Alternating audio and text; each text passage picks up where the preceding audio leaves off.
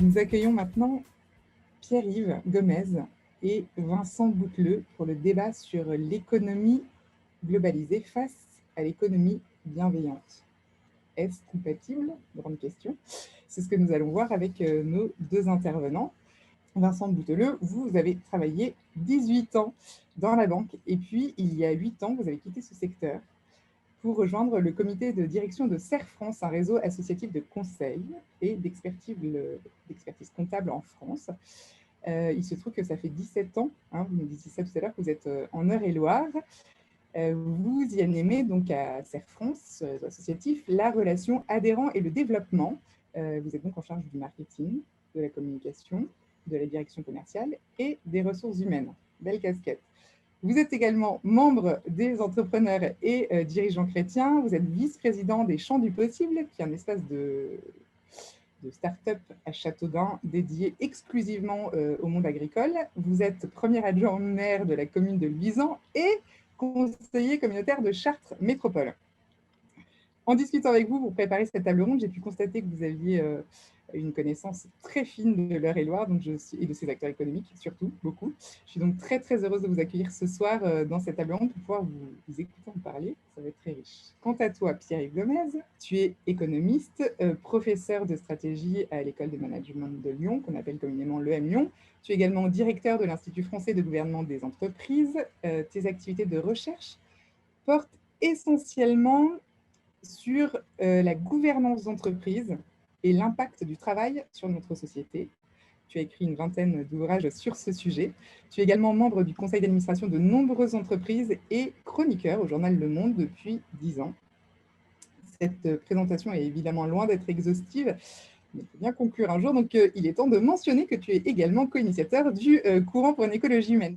Ce qui vous réunit justement ce soir, c'est ce vaste sujet de l'économie qui peut servir ou desservir parfois la vitalité d'un territoire, qui aide à le structurer et à générer, dans le meilleur des cas, des solidarités. Si on retourne aux basiques, on peut dire que le but ultime de l'économie, c'est l'être humain. Il permet de bien vivre, de s'épanouir sur son territoire. Le hic, c'est qu'aujourd'hui, quand on parle économie, on sait qu'on va plonger dans un univers complexe, mondialisé, concurrentiel, qui nécessite de s'adapter en permanence, de mettre en place des stratégies, d'être habile, presque liquide, pour réussir à tirer son épingle du jeu et pour survivre. À ce sujet d'ailleurs, Vincent, en préparant cette table ronde, vous mentionniez que l'Eure-et-Loire avait sans doute loupé quelques coches. Je l'exprime avec mes propres mots. Hein. Pardon, vous évoquiez notamment l'histoire des barres de céréales. La céréale est produite sur votre territoire et finalement, la transformation se fait ailleurs. Donc en multipliant les transports de matières premières dans un sens puis dans l'autre. Donc c'est évidemment très dommage pour l'économie du territoire qui pâtit, en partie à cause de cela sans doute, d'une sorte de déficit d'image et de spécialité. On en vient donc avec cette question très simple. Qu'est-ce que c'est que l'inscription locale d'une économie? Est-ce que ça peut se produire dans le monde dans lequel on vit?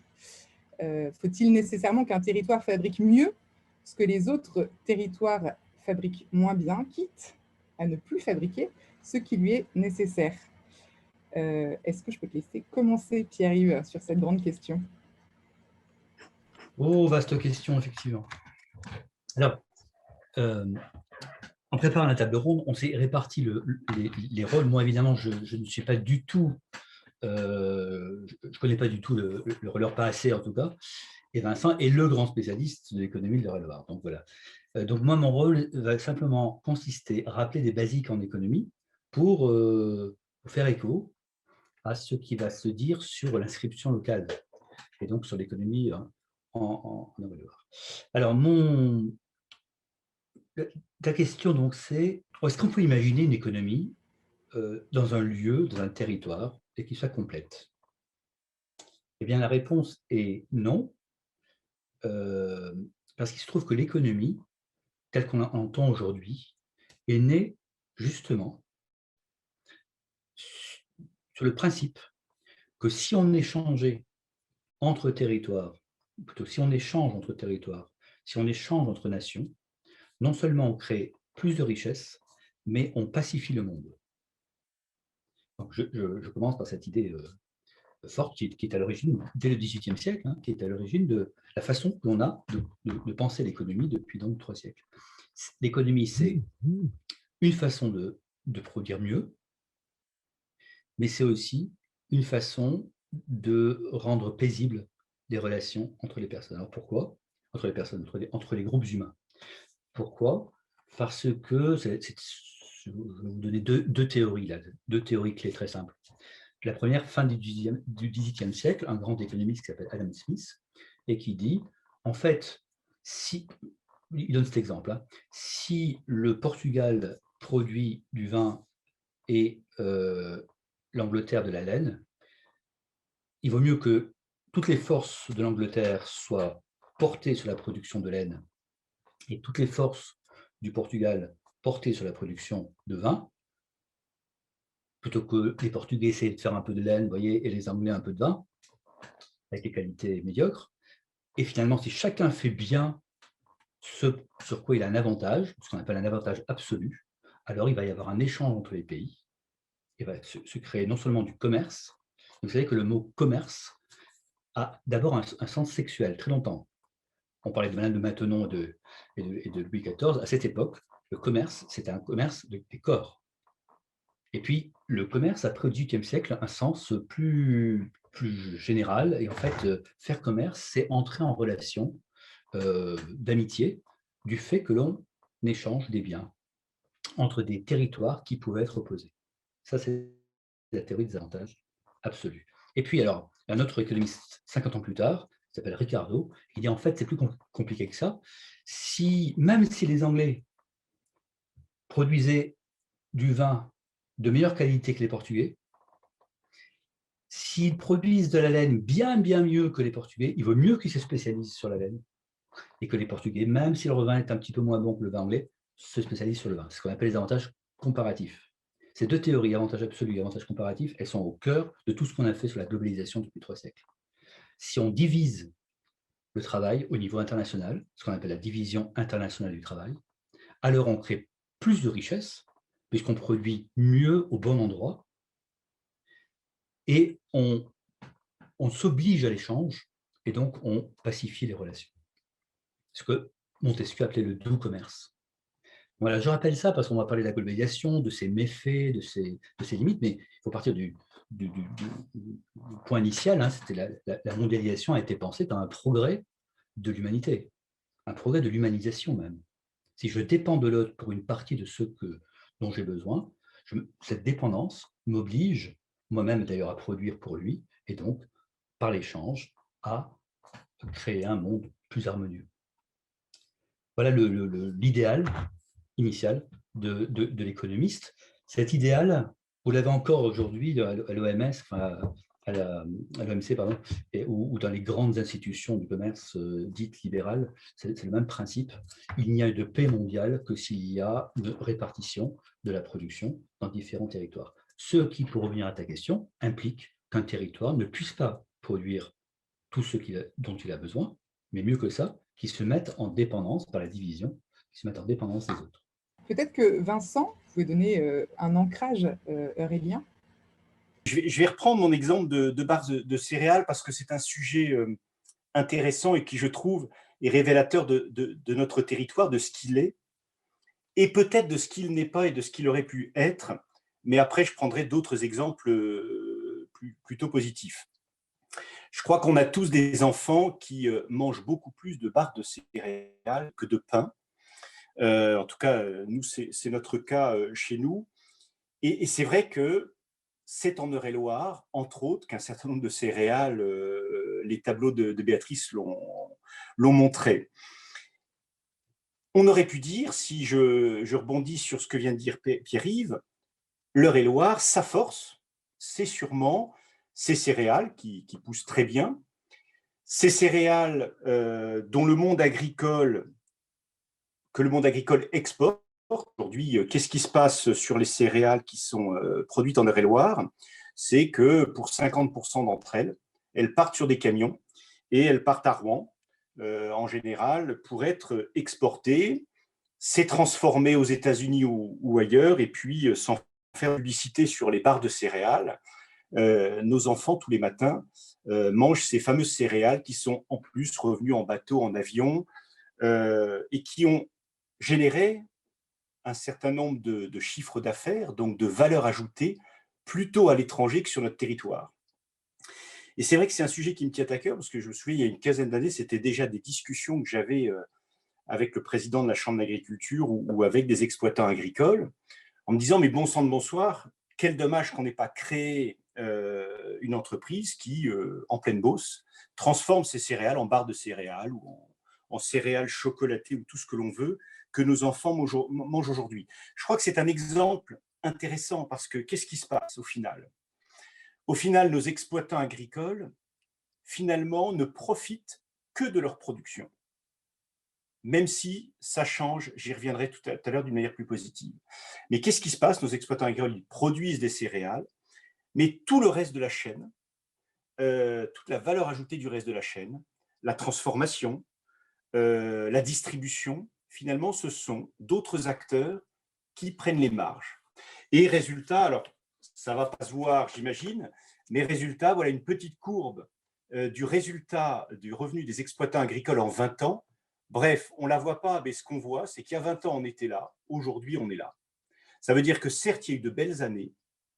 Et pourquoi il y a eu des belles années pour les exploitants agricoles ? C'est des années où se sont conjugués deux événements qu'ils ne maîtrisent pas. C'est une météo favorable, donc des bons rendements, et des cours mondiaux favorables aussi. Ça veut dire que finalement, ce qui est un peu dommage, le monde agricole a laissé les autres se faire des marges, les distributeurs, les transformateurs, et resté sur uniquement le chiffre d'affaires de la production, des matières premières produites sur les territoires, production dont le résultat, le fruit de leur travail, dépend de deux éléments impossibles à maîtriser, la météo, et on l'a très bien vécu malheureusement l'année dernière où la météo n'a pas été bonne, c'est-à-dire qu'elle a été trop d'eau l'hiver, trop chaud l'hiver et pas assez d'eau au printemps, donc des rendements très mauvais l'année dernière, donc des résultats pour le monde agricole difficiles. Donc voilà un exemple, et en plus, je pense que les générations à venir mangeront plus de céréales que de pain.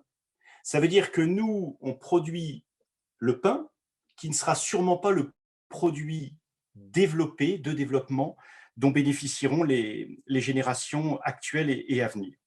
Donc voilà, c'est un exemple un peu négatif, mais je veux immédiatement rebondir et faire le lien aussi avec ce que vous avez dit la semaine dernière. Heureusement, les agriculteurs, justement, reprennent en main, je crois, leur métier, et les exemples qu'ont donné Mathieu Bonnet avec l'association Terre d'Eure-et-Loire sont d'excellents exemples. Ils reprennent la transformation de leurs produits. Vous voyez aujourd'hui des agriculteurs qui produisent de l'orge et qui font de la bière et qui vendent de la bière. Ça veut dire qu'ils ont la marge à la production de l'orge, ils ont la marge à la transformation de cette orge en brasserie, en bière, et ils ont la marge à la distribution parce qu'il y a un magasin à la ferme. Je pense à Vincent Cronier, bière d'Eure-et-Loire, l'Eurélienne, ce qui permet voilà, à ce monde agricole de récupérer chaque étape, des marges à chaque étape de la transformation. Et Mathieu Bonnet a donné un très bon exemple avec ses frites. Si Mathieu avait été resté à uniquement produire des pommes de terre, il n'aurait eu que cette marge sur la production de pommes de terre. Maintenant qu'il fait des frites, il y a de la marge à la transformation, et en plus, il les vend, donc il récupère aussi la marge à la distribution. Donc vous voyez, c'est là où je suis convaincu que sur un territoire, et l'exemple de l'Eure-et-Loire est un bon exemple, parce que sur le plan agroalimentaire, puisqu'on parlait de marque, d'image de marque d'un territoire, très franchement, il n'y a pas grand-chose. Si je vous dis l'Eure-et-Loire, autant si je dis l'Auvergne, parce que je suis un peu auvergnat, bon, tout de suite, mes fromages vont vous parler. Autant l'Eure-et-Loire, il n'y a pas grand-chose qui parle. Donc, vraiment, la céréale et la production agricole auraient dû et doivent servir. Deuxième exemple, les amandes que nous jouons en France sont importées à 95%, et notamment des États-Unis. Vous avez le Pithiviers qui n'est pas loin, le Pithiviers plutôt, la région de Pithiviers est à une petite heure de la Beauce, avec le fameux gâteau, le Pithiviers. Et ben voilà 10 exploitants agricoles qui ont chacun replanté des amandiers, qui ont créé une association de l'amande Bosseronne et qui vont vendre leurs amandes au boucher du coin, à l'industrie qui fabrique des gâteaux, notamment le Pithiviers. Donc voilà des amandes locales. Donc vous voyez, tant sur la cosmétique que sur l'agroalimentaire, on peut faire de notre territoire, on peut faire de nos territoires de la valeur, on peut créer de la valeur ajoutée. Et je rajoute à ça, pour terminer, qu'en plus, ça n'est pas plus cher. Là aussi, on dit souvent que les produits du territoire sont plus chers. Je crois qu'il faut parler de rapport qualité-prix. Là, je pense à mon fromage auvergnat. Désolé, j'ai un petit faible. Bon, bah, au moins, vous le connaissez maintenant. Mais mon Cantal que j'achète à mon voisin qui le fabrique, je l'achète 12 € le kilo et c'est du Cantal affiné 6 mois dans sa cave. Si vous allez dans n'importe quelle grande surface, du Cantal sous plastique, vous en avez, c'est 18 ou 19 € le kilo. Donc là aussi, je crois qu'il faut tordre le cou à l'idée que parce que c'est local, c'est plus cher. Je pense aussi qu'on peut créer local moins cher que la grande distribution ou l'industriel et en plus de meilleure qualité. Donc voilà, je crois comment on peut créer de la richesse, recréer de la richesse localement en puisant sur la force d'un territoire. Et pour terminer sur ce qu'a dit Pierre-Yves, sans vouloir tout faire, ne cherchons pas à faire des fromages en Eure-et-Loir, il y a ce qu'il faut dans les autres régions françaises, par exemple. Je crois que ça ne sert à rien de se concurrencer. Et tout ça crée de la richesse, fait tourner l'ensemble de nos départements, parce que clairement, sur les sujets que j'évoque, ça fait vivre aussi bien la ruralité que nos agglomérations. Et je crois que ça, c'est une très grande force d'équilibre de nos territoires, départements. Merci beaucoup, Vincent. Mais est-ce que ça veut dire que tout ce phénomène de relocalisation est une mauvaise chose? Moi, j'aimerais bien savoir ce que vous en pensez. Parce qu'on dit que le commerce, c'est très important pour voilà, s'enrichir et puis pour créer des relations apaisées au monde entier. Du coup, qu'est-ce qu'on voit aussi en parallèle que c'est extrêmement important de regagner en autonomie et en tout cas, c'est quelque chose qu'on voit dans l'actualité partout, quoi. Tout le monde nous dit il faut relocaliser, c'est important, etc. Donc, qu'est-ce que vous en pensez, vous? Quelle est votre vision là-dessus? Alors, je pense que c'est un juste équilibre. C'est-à-dire, quel dommage qu'encore une fois que toutes ces céréales quittent l'Eure-et-Loir ou quittent la France, hein, peu importe. D'abord parce que ce serait dommage que dans quelques années, la population ayant vocation de passer de 7 à 9 milliards, une fois qu'on a tout envoyé extérieur, ce sera plus difficile de les faire revenir. Donc ce serait dommage que dans 10, 20 ou 30 ans, on en soit importé du blé, de l'orge, du colza ou je ne sais quoi, alors qu'on avait tout à notre pied, à nos pieds. Je crois vraiment que le commerce, c'est un juste équilibre. Si on produit, vous voyez qu'avec les exemples que je donne, si on recrée de l'industrie de l'huile de lavandin, si on crée une usine qui fabrique des céréales, ça veut dire qu'il va falloir sans doute importer autre chose. Peut-être du carton ou du plastique pour créer les emballages ou du verre. Donc de toute façon, produire crée de la richesse, donc ça crée automatiquement du commerce. Je pense que ça n'empêche pas le commerce. Ça en change la nature. Peut-être qu'au lieu d'exporter des céréales, eh bien, on importera ou on exportera nos céréales d'ailleurs. Mais avec l'intégration des marges de transformation et de distribution qu'aujourd'hui d'autres pays prennent, notamment sur ces produits-là. Donc, je pense que c'est un juste équilibre et qu'il ne s'agit pas, encore une fois, de fermer les frontières et de tout relocaliser. Hein. Absolument pas. Juste, Pierre-Yves, tu veux rebondir sur cette question un peu? En fait, donc, je reprends.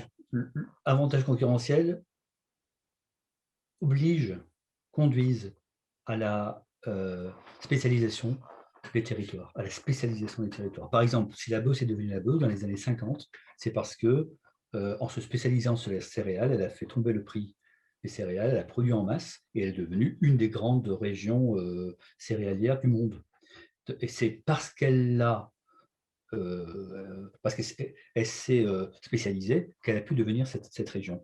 Et une région riche, et cette richesse lui a permis d'acheter d'autres choses et donc d'acheter tout ce qu'elle ne produisait pas. Il y a très, très bons ouvrages qui expliquent cette évolution, d'ailleurs, d'une certaine pauvreté de la Beauce à une aisance, pour ne pas dire une richesse, du fait de la spécialisation. Donc, je pars de ce principe, encore une fois, pour éviter que l'on oppose trop facilement une mauvaise globalisation à une bonne relocalisation qui serait une sorte de retour au quant à soi.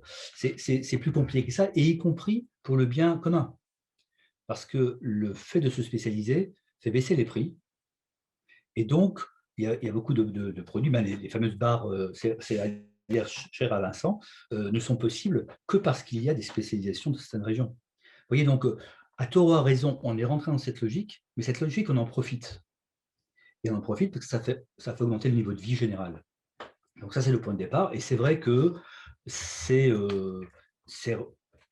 argument de ce qu'on appelle la théorie libérale n'est pas totalement réfutable. Reste que, quand je vous disais que le commerce était supposé apporter la paix, il ne nous a pas échappé qu'il y a eu 2 guerres mondiales au moins, et qu'on a assisté pendant cette période, qui est une période de commerce international, et en particulier beaucoup dans les années 1900, à l'explosion des plus grandes guerres mondiales, enfin des seules guerres mondiales qu'on ait connues, les 2 au XXe siècle. Donc, ce n'est pas aussi simple de dire que ça apporte la paix, ça attise aussi les convoitises. En tout cas, voilà, on en était là, mais évidemment, on va apporter des nuances. Première nuance, certains pays ont fait remarquer, à juste titre, que dans la division internationale du travail, il y a des gagnants et des perdants, ce qu'on appelle l'échange inégal. C'est sûr que si vous produisez, vous ne faites qu'exporter du cuivre, comme le Chili pendant longtemps, bah, vous êtes totalement dépendant de ceux qui produisent le cuivre. Donc, il y a l'idée très noble, l'idée initiale des économistes libéraux du XVIIIe siècle, disant on va se répartir en quelque sorte la production au niveau monde, au lieu de se répartir au niveau village, on va se répartir au niveau monde, et comme ça, on va créer des flux entre nous.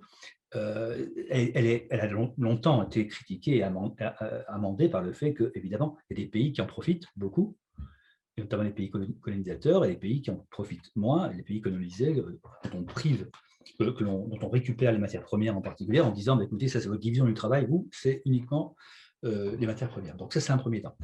Et puis, il y a eu un deuxième phénomène, à partir des années 1970, des entreprises sont devenues, c'est le nom technique, transnationales. C'est-à-dire qu'on avait jusque dans les années 70, grosso modo, des grandes entreprises nationales dans les nations.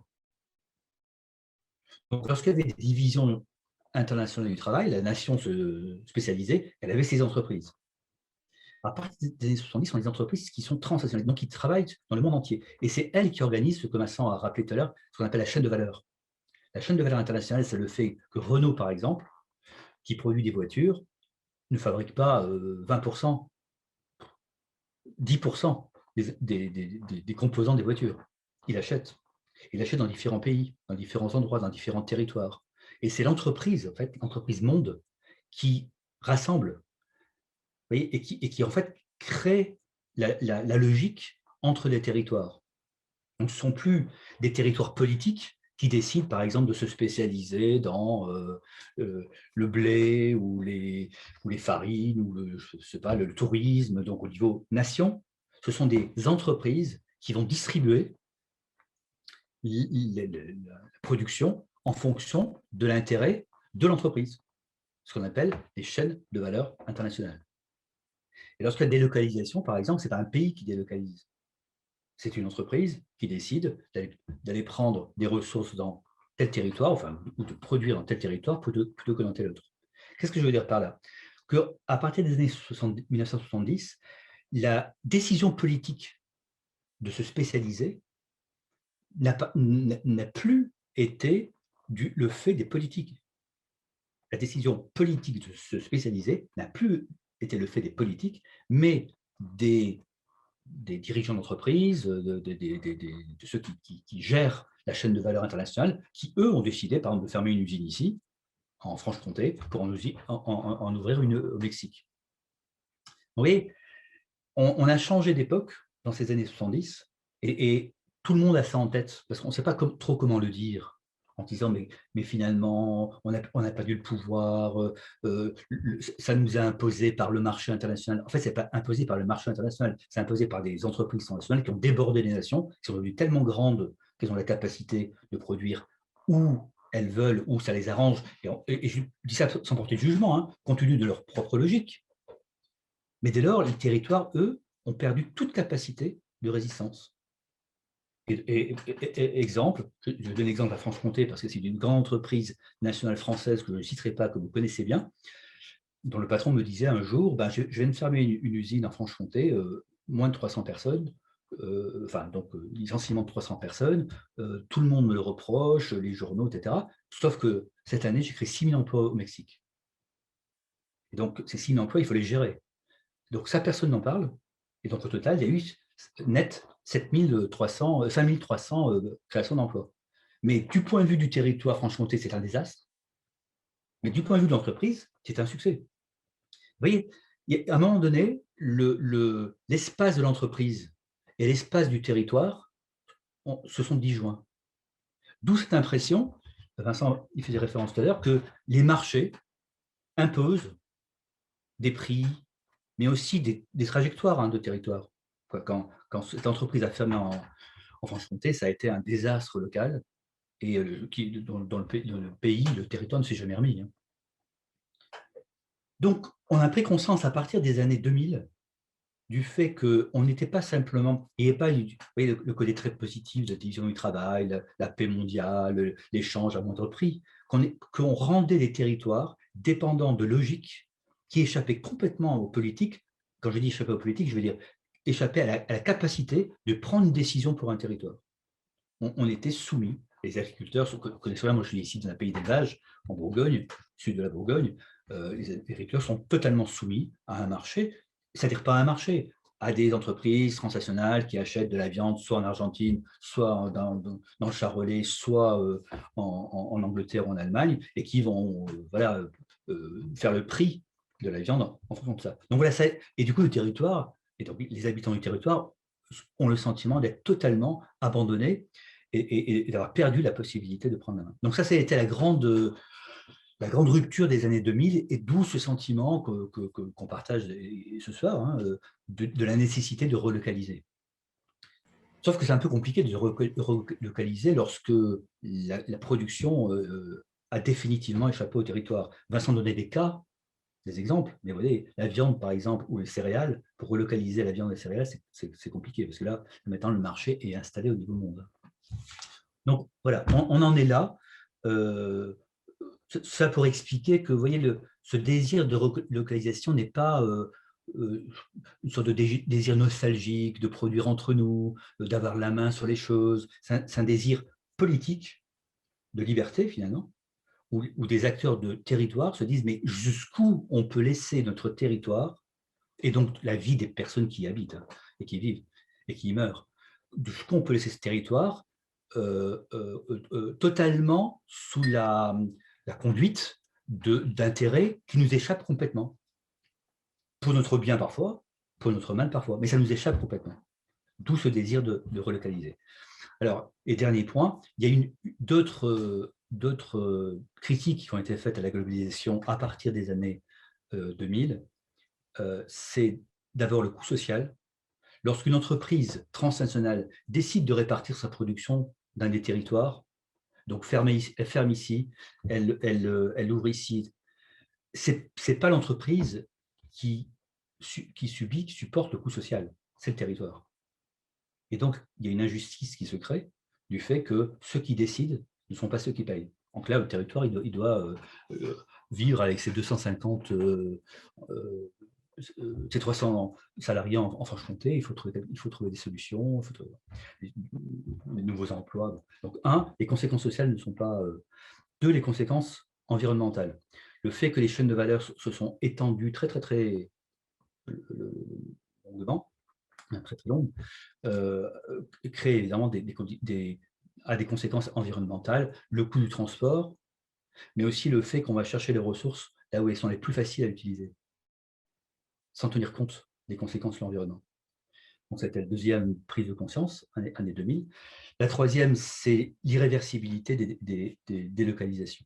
Alors là, on a eu un exemple avec les masques en France, puisqu'on avait des productions de masques en Bretagne. On a dit à un moment donné, sous l'effet de toute la théorie que je vous rappelle, théorie libérale classique du échange international, on a dit, non, ce serait mieux que les Chinois le fassent, parce que les Chinois, c'est beaucoup moins cher, et donc, de toute façon, les masques, on n'a pas trop besoin.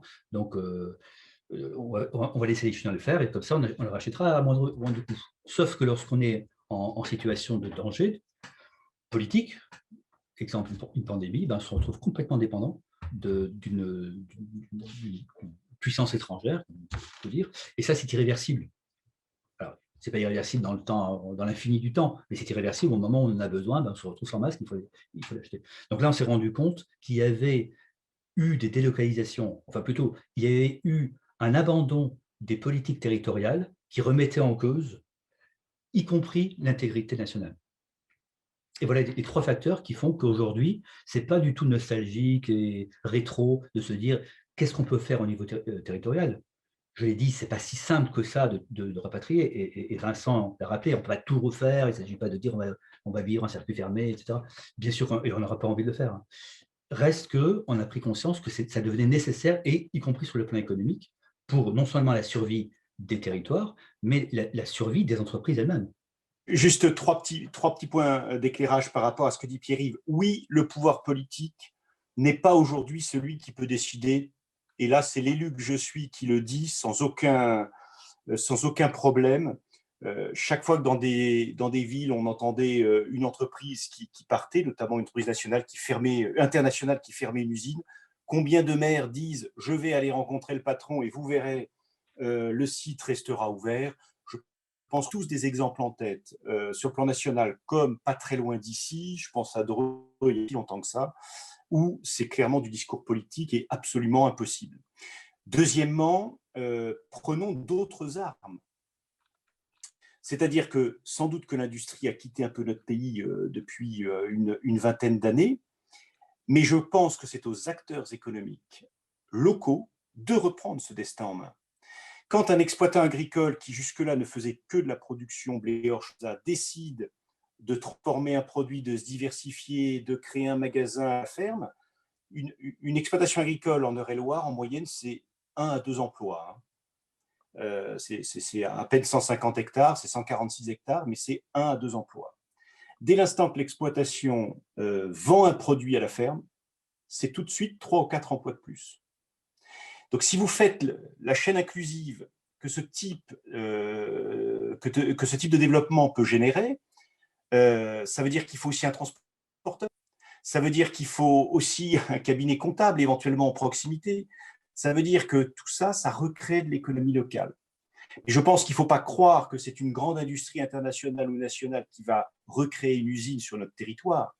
Par contre, osons croire, moi j'y crois et je pense que c'est par ça qu'on recréera de la dynamique économique, c'est qu'à différents endroits de nos territoires, on recrée des petites structures qui elles-mêmes vont se développer.